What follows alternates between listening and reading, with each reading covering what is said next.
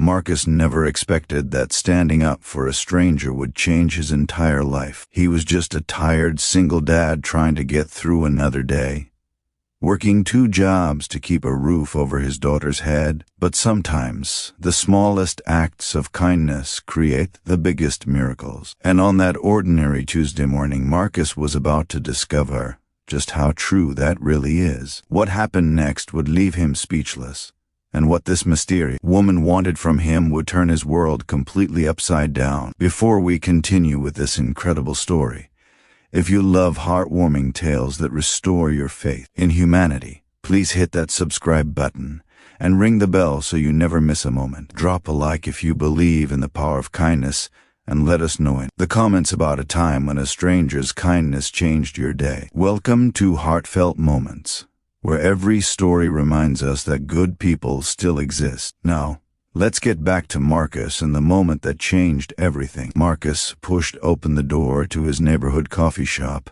exhausted before his day had even begun. His alarm hadn't gone off. His daughter Emma had missed the school bus, and he'd already been late to his morning shift at the warehouse. Now, on his lunch break, all he wanted was a strong cup of coffee and 5 minutes of peace. The line was long, and Marcus found himself standing behind a well-dressed woman in her 50s. She wore an elegant coat and carried herself with quiet confidence. Ahead of her, a man in a business suit was arguing loudly with the young barista about his order. Marcus was lost in his own thoughts, mentally calculating whether he could afford to get Emma the new shoes she needed, when the businessman's voice suddenly cut through his exhaustion.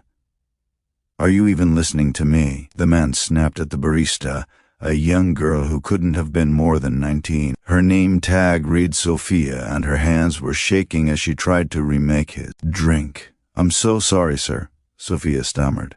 "I'll make it again right away." "You should be sorry," he barked. "This is the worst service I've ever experienced. Where's your manager? People like you don't deserve to have jobs." Marcus felt his jaw tighten. He knew what it was like to be on the receiving end of someone's bad day. He'd worked enough customer service jobs to recognize that look on Sophia's face, the one where you're trying not to cry in front of everyone. The woman in front of Marcus turned slightly, and he noticed she was watching the scene unfold too, her expression unreadable, but her eyes sharp and attentive. The businessman wasn't finished. He slammed his hand on the counter, making Sophia jump.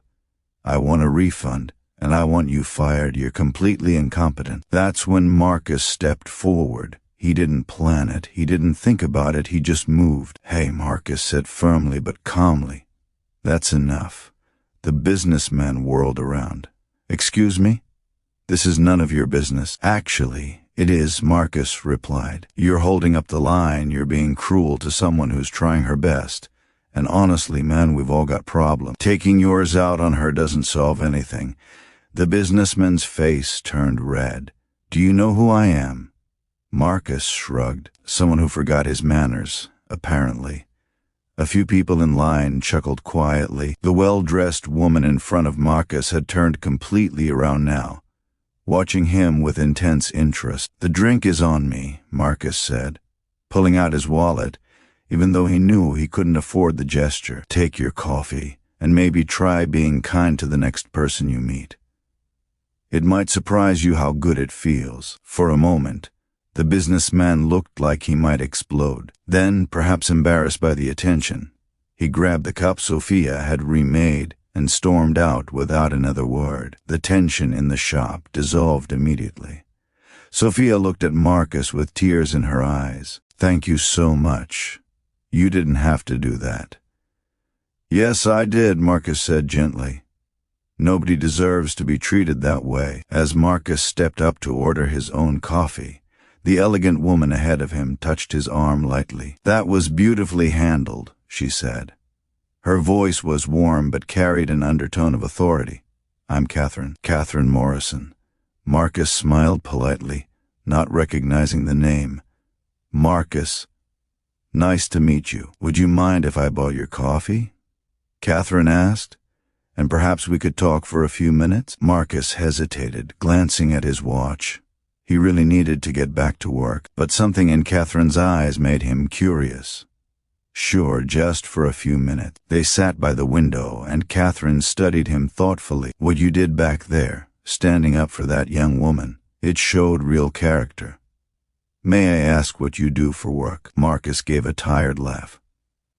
Warehouse in the morning, delivery driver at night.